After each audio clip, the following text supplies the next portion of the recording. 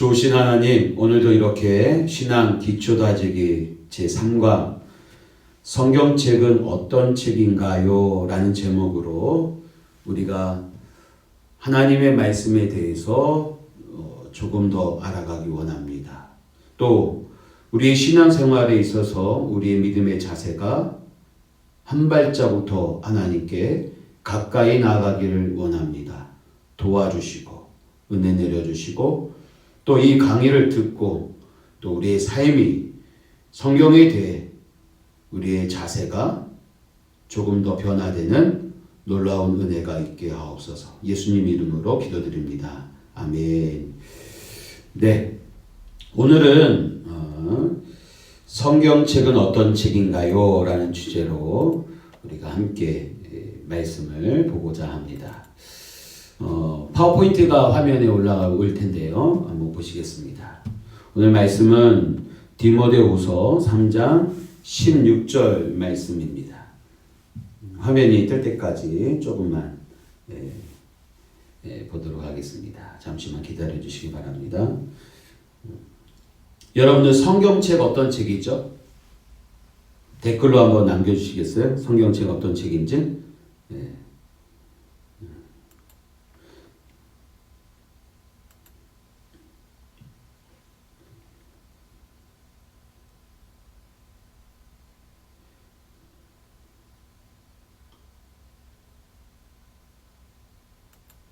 네, 됐습니다. 여러분, 오늘 우리가 성경에 대해서 너무나 익숙해요. 성경책에 대해서 너무 익숙해요. 모태신앙인 우리 성도님들에게 있어서 이 성경책은 늘 손에서 떠나지 않았던 책 가운데 1순위가 아닌가 싶습니다. 근데 안타까운 건 뭐냐면 스마트폰이 이제 많이 이용하다 보니까 성경책을 갖고 다니지 않는 경우가 종종 보게 됩니다. 목사인 저도 무슨 모임이나 회의 때 성경책을 갖고 다니지 않고 이 시대에 맞게 또 이렇게 스마트폰에 있는 어플을 이용해서 성경을 읽고 또 심지어 찬송가까지 이용하는 모습을 보게 됩니다. 그러나 어찌됐든 우리가 이 성경책, 우리가 보는 방법, 읽는 방법, 듣는 방법이 다를 뿐, 이 편리한 이 시대 가운데 이 성경책을 어떠한 가짐으로, 마음 자세로 우리가 대할 것인가 오늘 한번 함께 깊이 나누고자 합니다. 성경책은 어떤 책인가요? 말씀은 디모데후서 3장 16절 말씀입니다. 한번 같이 읽어보겠습니다. 시작. 모든 성경은 하나님의 감동으로 된 것으로 교훈과 책망과 바르게 함과 의로 교육하기에 유익하니. 아멘. 오늘 읽은 디모데후서 3장 16절은 이 모든 성경, 즉 이 성경책이 우리에게 주는 유익이 있다라고 이야기하고 있습니다. 어떤 유익이냐? 바로 교훈한다. 교훈. 두 번째는 책망. 바르게 함과 의로 교육하기에 유익하다. 유익하다라는 말은 쓸모있다라는 것입니다. 결코 액세서리가 아니다라는 사실입니다. 우리의 삶 가운데 교훈이 필요해요. 우리의 인생 가운데는. 때로는 책망도 필요해요. 잘못된 것을 보고 잘했다 할 수는 없지 않습니다. 특별히 하나님의 자녀들이 말씀을 벗어나서 세상 가운데 살아가는데 어찌 눈 뜨고 바라만 보고 계시겠습니까? 하나님의 말씀을 통한 이 책망, 돌이킴, 그리고 바르게 하는 거죠. 그리고 하나님의 자녀다운 모습, 의로 교육하기. 하나님의 자녀의 모습은 의로운 모습인데, 즉 의는 믿음으로 말미암아 살리라. 하나님의 말씀을 믿는 믿음으로 우리는 의롭게 돼요. 하나님의 자녀다움을 우리가 우리는 훈련받을 수 있다는 사실입니다. 그렇다면 여러분 먼저 생각해 보아야 할 것이 있습니다. 성경책은 어떤 책인가라는 겁니다. 보통 우리는 성경을 한 권의 책으로 알고 있습니다. 그런데 성경 안에는 작은 책들이 들어있고 그것을 하나로 묶은 것이 바로 성경입니다. 예를 들어 창세기도 한 권의 책이었고 마태복음도 한 권의 책이었고 요한계시록도 한 권의 책이었습니다. 옛날에는 바로 이런 책들이 두루마리에 적혀 있었고 각 권이 하나의 두루마리로 된 한 권의 책이었습니다. 성경은 바로 이런 책들이 묶여 있는 것입니다. 성경 안에는 구약과 신약으로 나뉘어져 있습니다. 구약에는 39권, 신약에는 27권, 전체적으로 66권이 들어 있습니다. 우리는 흔히 3927 혹은 39 더하기 27은 66 이런 연산 법칙을 사용해서 66권으로 쉽게 외우고 있습니다. 성경의 구약에는 어떤 내용이 있느냐 하면 하나님의 백성인 이스라엘의 역사, 그리고 이스라엘의 율법도 있고 격언, 명언, 기도식, 철학 서적도 들어 있습니다.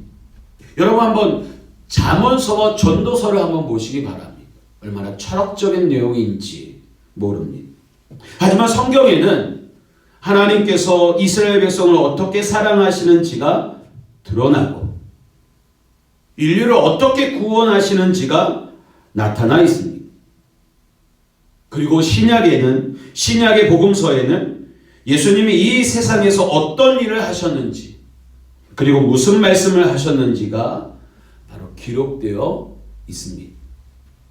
그 이후에 사도들의 행적이 나오고 사도들이 교회에 쓴 편지들이 있는데 그 편지에는 가르침과 함께 기독교의 핵심적인 교리들이 들어 있습니다. 그리고 마지막으로 요한계시록에서 역사의 마지막이 어떻게 이루어지고 결말이 나는지를 예언하고 있습니다. 성경 66권의 책은 1600년 동안 40여 명의 저자에 의해서 쓰여졌습니다. 이것을 보면 이 성경이 얼마나 위대한 책인지를 알 수가 있습니다. 많은 저자들이 한 시대도 아니고 1600년 동안 쓴 책인데도 하나님과 그 아들 예수 그리스도에 대해서 일관되게 증거하고 있기 때문입니다. 참 놀라운 거죠. 하나의 주제를 향하여서 1600년 동안 다양한 사람들이, 그 중에는 양치기도 있었고 그 가운데는 선지자도 있었고 그 가운데는 왕도 있었고 그 가운데는 어부들도 있었고 이방인들도 있어. 다 하나같이 하나님과 그 아들 예수 그리스도에 대해서 일관되게 증거하고 있다라는 사실입니다. 그러면 이 오래된 책이 오늘날 우리들의 손에 어떻게 전해지게 되었을까요? 이 과정도 참으로 놀랍습니다. 이렇게 여러 권의 책들이 우리의 손에 들려지기 위해서 아주 오랜 역사를 지나왔습니다. 이미 말씀드렸듯이 이 옛날에는 여러 권의 거룩한 문서들이 있었습니다. 성경에 들어있는 책 외에도 많은 책들이 있었습니다. 그것을 외경이라고 하죠. 그런데 우리 믿음의 조상들이 기원전 3세기에 그 여러 권의 책 중에서 39권을 추려서 하나님의 계시를 담은 구약이라고 결정했고 기원 후, 즉 4세기에 이르러서야 27권을 신약으로 정했습니다. 이렇게 성경으로 인정된 책들이 바로 사람들의 손에 의해서 복사되었습니다. 필사되었어요. 이것을 필경이라고 하는데 성경을 직접 손으로 쓴 것입니다. 신학교 때 배웠던 기억이 하나 나는데요. 이 서기관들, 즉 성경을 필사하는 사람들이 야훼, 아도나이라고 불리웠는데 이 히브리어 야훼, 아도나이 단어가 나오면 가가지고 목욕을 깨끗이 한 다음에 금식하고 정결한 모습 가운데 야훼라는 단어를 썼다는 이야기가 있습니다.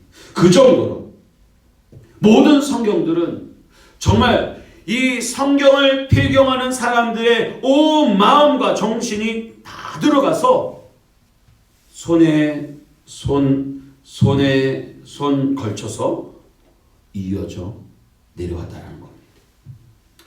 인쇄기가 발명된 것이 1500년대이므로 3000년 동안 사람들이 성경으로 손으로 써서 바로 후손들에게 이 성경을 전해 주었습니다.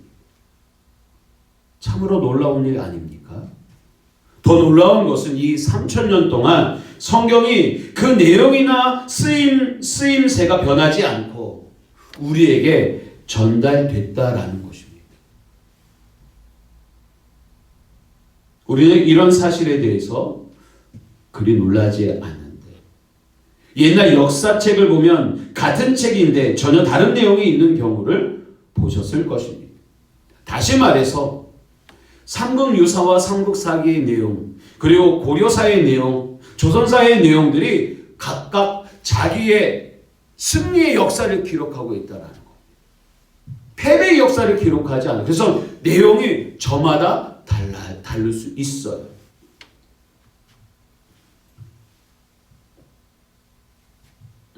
권력자들은 모두 그러한 유혹을 가지고 있습니다.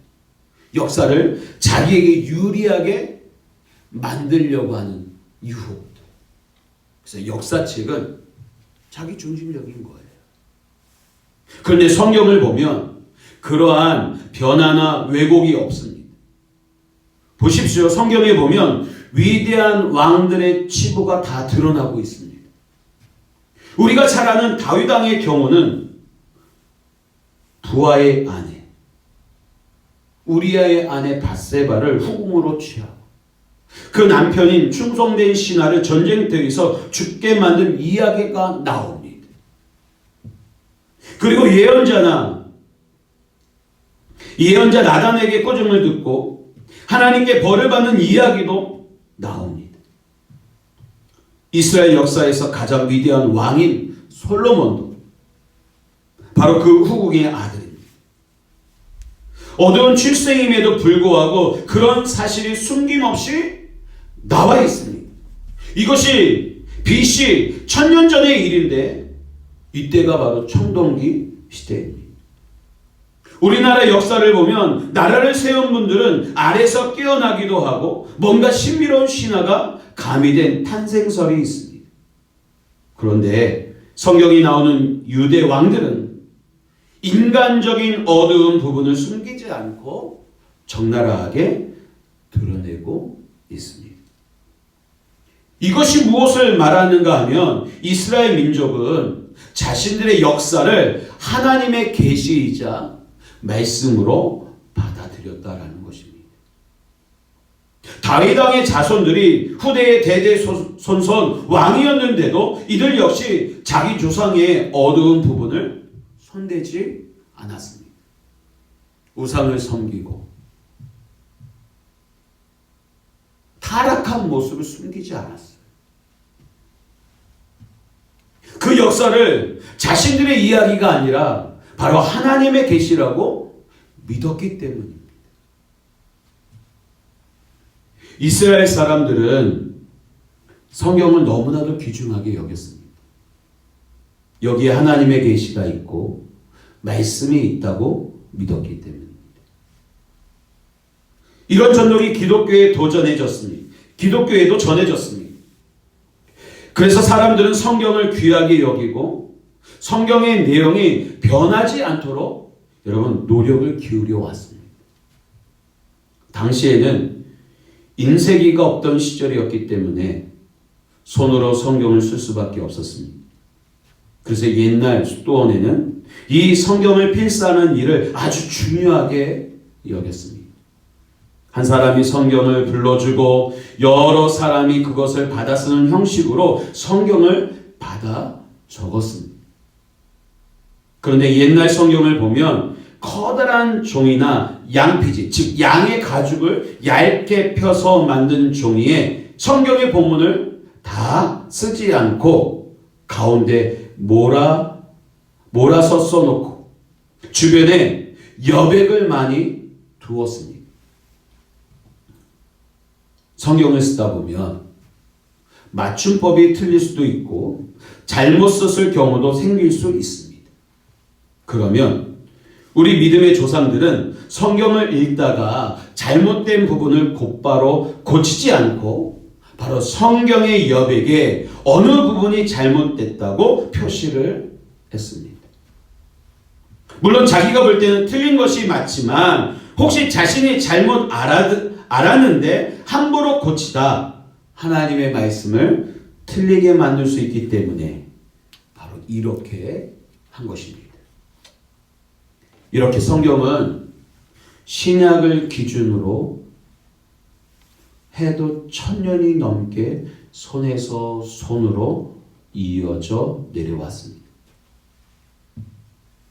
이런 노력이 있기 때문에 하나님의 말씀인 이 성경이 오늘날 우리 손에 이렇게 전해진 것입니다.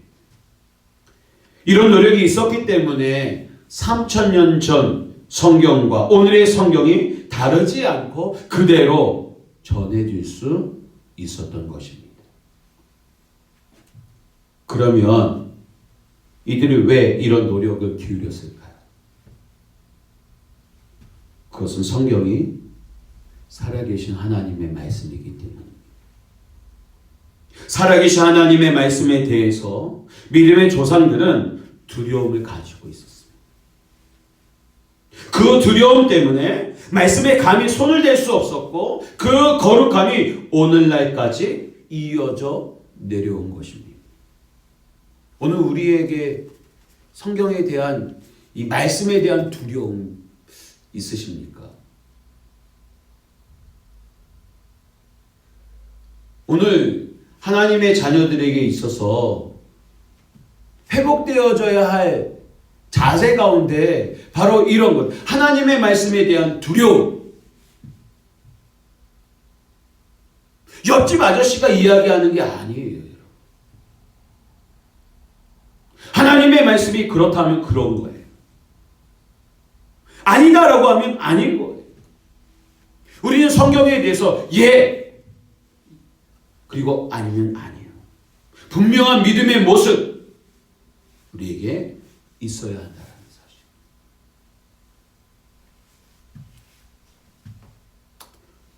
이렇게 3000년 동안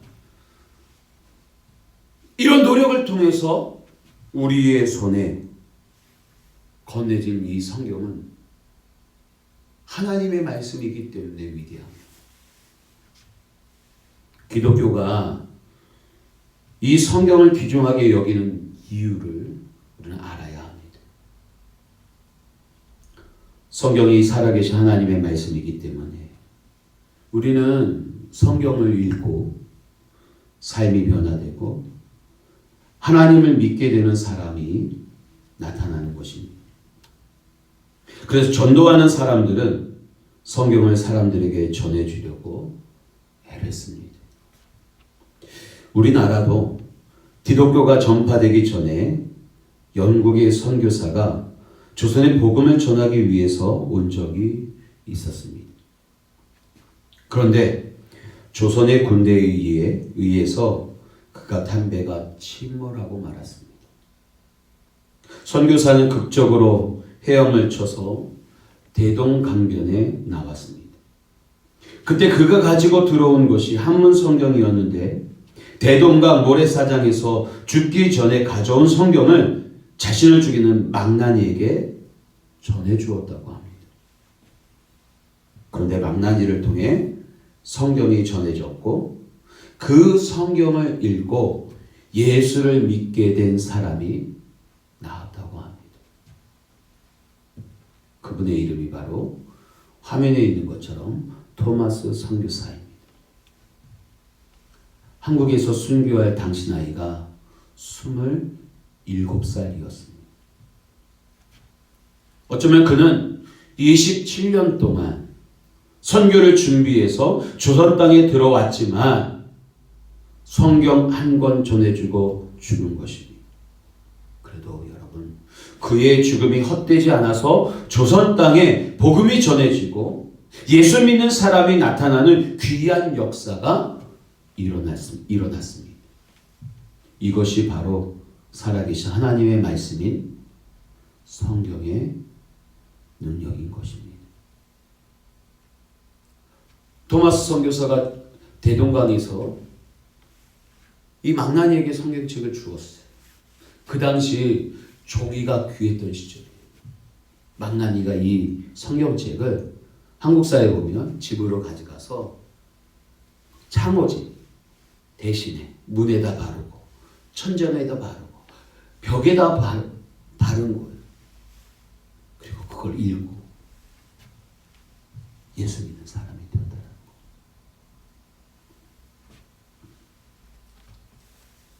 그러면 우리나라에는 성경이 어떻게 전해졌습니까? 토마스 선교사에 전해진 이 성경도 있고요. 일본과 중국에서 조선의 이야기를 듣고 한글로 성경을 번역하여 한국에 들어온 선교사들이 있었다라는 사실입니다. 선교 역사에서 우리나라는 특별한 나라입니다. 왜냐? 보통은 선교사들이 어떤 나라에 가면 그 나라 사람들의 말을 배워서 그 나라 말로 성경을 번역을 합니다.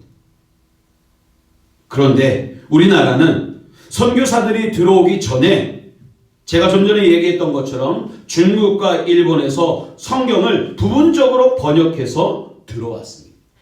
다시 말해서 선교사들이 들어오기 전에 조선 사람들에 의해서 성경이 번역되었고 선교사가 들어오기 전에 먼저 하나님의 말씀이 마가복음, 누가복음 이런 쪽복음이 먼저 우리나라에 들어왔고 그 복음 이 성경을 읽고 예수 믿는 사람들이 나타나기 시작했다는 사실입니다. 선교사들이 한국에 들어올 때 한문 성경을 가지고 오면 손쉬웠을 것입니다.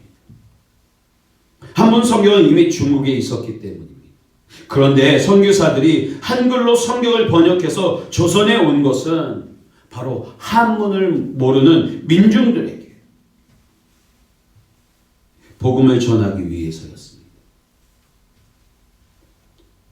조선에 이미 세종대왕께서 400년 전에 쓰기 좋은 한글을 만드셨는데 양반들이 그 글을 천하다고 쓰지 않았습니다.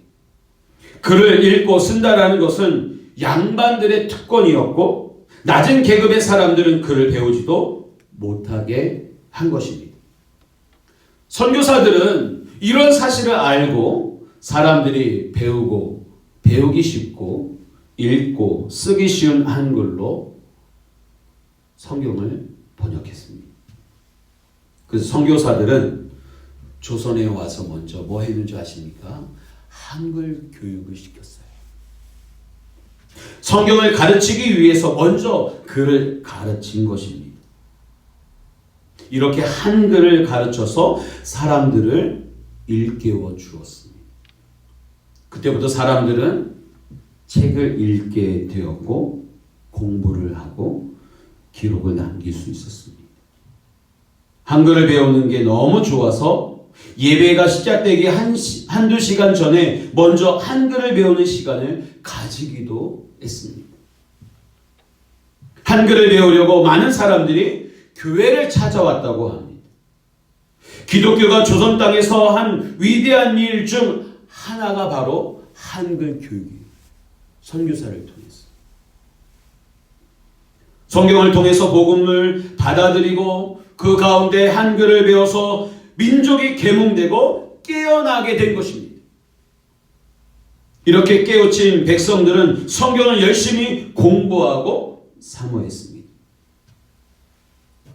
호주 선교사인 데이비스라는 분은 1990년에 쓴 자신의 일기에서 이렇게 기록하고 있어요.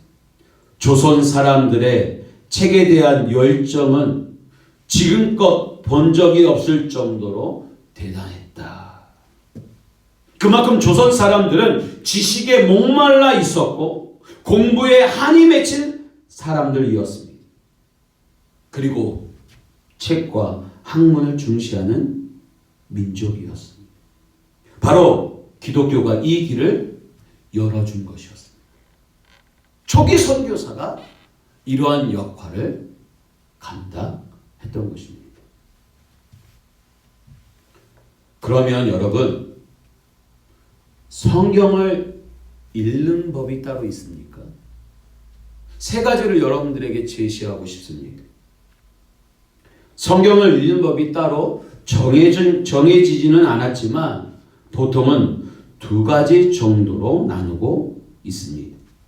먼저는 통독입니다. 통독. 처음부터 끝까지 내리 읽는 거예요. 성경을 빠른 속도로 읽는 것을 여러분 통독이라고 합니다.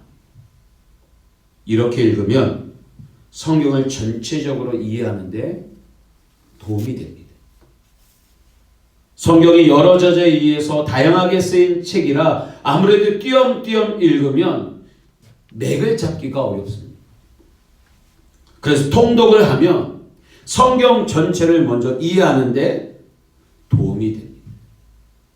그리고는 성경을 깊이 있게 묵상하는 것입니다.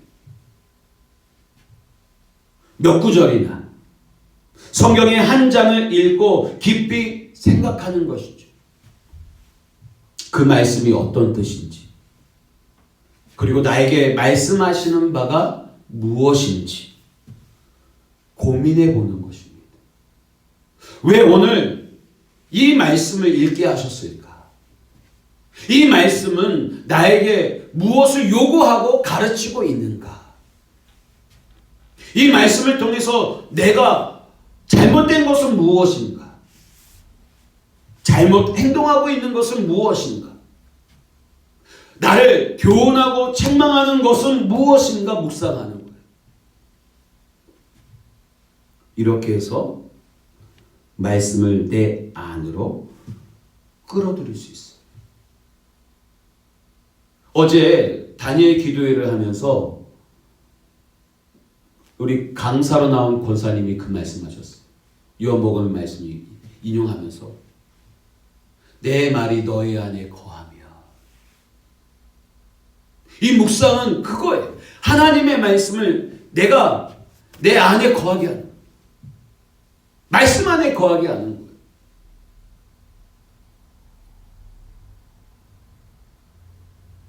하루아침에 신문을 읽듯이 그저 스쳐 지나가는 이야기가 아니라는 거예요. 나에게 주시는 말씀을 우리는 붙들을 수 있어야 한다. 결국 말씀과 하나 되는 경험을 해야 하는 거예요.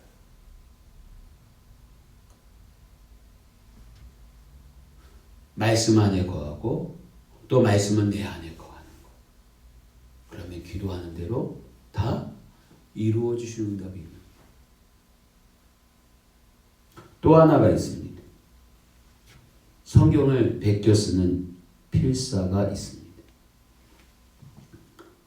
성경을 손으로 베껴 쓰는 것인데 이렇게 하면 성경에 집중할 수 있어서 또 다른 하나님의 역사를 경험할 수 있습니다.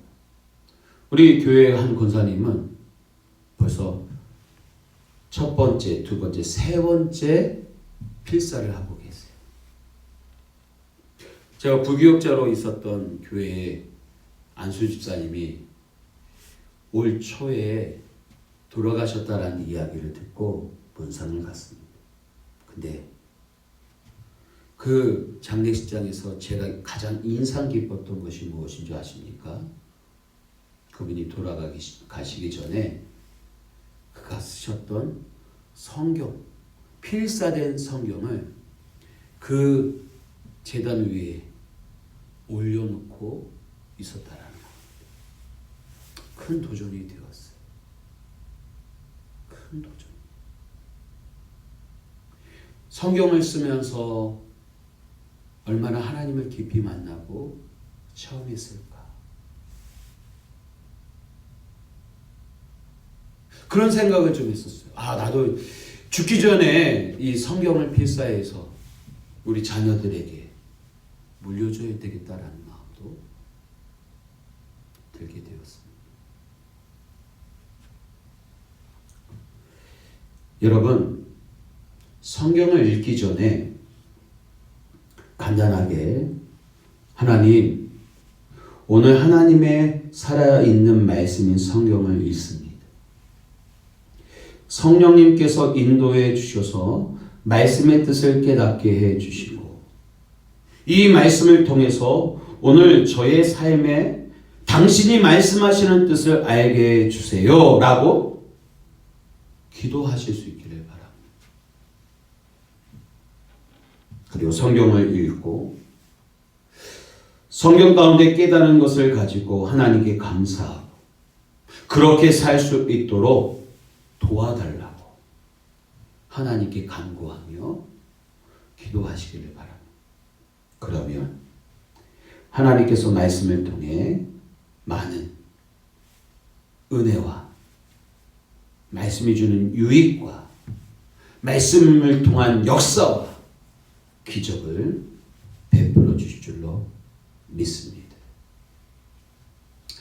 오늘 말씀을 정리하기를 원합니다. 여러분들 다음 질문들을 보시면서 여러분들이 요 동영상의 댓글로 좀 남겨주셨으면 좋겠습니다.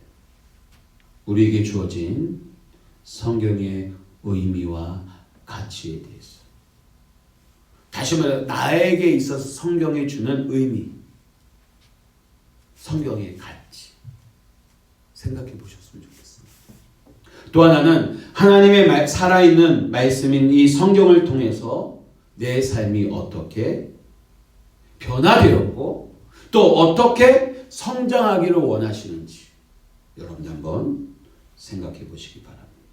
그리고 마지막으로 성경을 읽으며 감동을 받았거나 그 말씀대로 살아야겠다고 결심하게 된 구절이 있으면 여러분들의 삶에 있어서 중심에 있는 모토, 나에게 주신 말씀 무엇인지 여러분들이 한번 나눴으면 좋겠습니다. 저는 늘 이 말씀을 묵상합니다. 내게 능력 주시는 자 안에서 내가 모든 것을 할 수 있느니라. 빌립보서의 말씀을 가지고 주님이 주신 능력을 사모하고 주님이 하시는 일들을 기대하며 나아가게 됩니다. 우리 모두가 그런 기대를 가지고 우리가 오늘 하루도 살아갔으면 좋겠습니다. 하나님이 나를 움직이게 하고 하나님의 말씀이 나를 시작하게 하고 그 시작을 통해서 하나님의 역사가 나타나는 큰 축복을 받아 누리는 저와 여러분들 되시기를 바랍니다.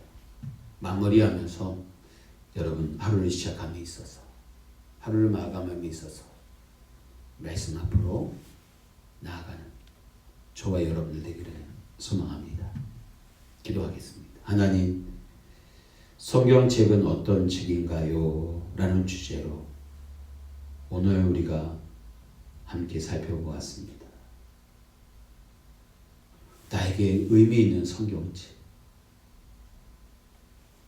나에게 정말 큰 가치가 있는 성경책임에도 불구하고 우리가 소홀하고 가까이 하지 않았던 것 회개하오니 용서하여 주시고 우리 남은 인생 하나님의 말씀을 가까이 하고 통독과 묵상을 통해서 하나님의 크신 역사를 맛보는 변화와 성장을 이루는 저희들 되게 하여 주옵소서. 다음 시간에도 우리가 사모하며 우리의 신앙의 기초를 다져나가는 귀한 시간 되게 해주시고 감사를 드리오며 예수님 거룩하신 이름으로 기도드리옵나이다. 아멘. 네, 강의를 마치도록 하겠습니다. 우리